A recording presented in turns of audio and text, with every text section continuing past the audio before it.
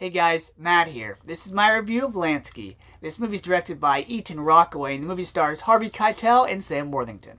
The plot of this movie is Sam Worthington plays David Stone, a journalist who's interviewing former gangster Meyer Lanky, played by Harvey Keitel. For those of you that don't know, Meyer Lanky used to be part of the Commission, which was like the head of the mob, the mafia that formed the Five Families, along with Charlie Luciano, Al Capone, and a whole bunch of others. Now, the character of Meyer Lanky has been portrayed in previous films and television like Boardwalk Empire, Gangsters with Christian Slater, and the movie Bugsy. So, this movie decided to take the formula of having an old, retired character reflecting back on their past life. We saw this in Lone Ranger, we saw this in The Irishman, and a couple other films. Now, when you have a character that's flashing back that tells stories of a previous life, this can either help or hurt the film.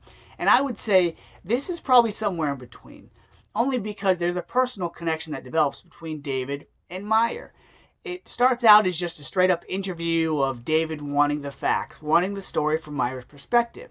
But then he kind of becomes like this, I don't want to say fatherly figure, but like almost like this counselor, this advisor, this like Tuesdays with Maury type interaction between David and Meyer, where David ends up, telling Meyer about his life, and Meyer in turn tells him stories about his life, but also kind of gives him advice on how to handle things in his own personal life.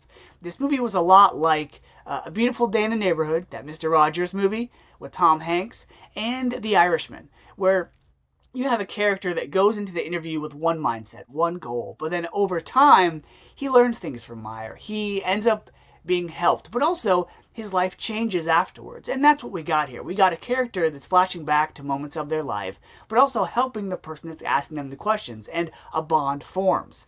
Now, it kind of becomes like the movie Capone with Tom Hardy, because the FBI stands in. They're represented by David James Elliott from the show Jag, and they want David to ask Meyer certain questions because they're looking for certain things regarding with his past.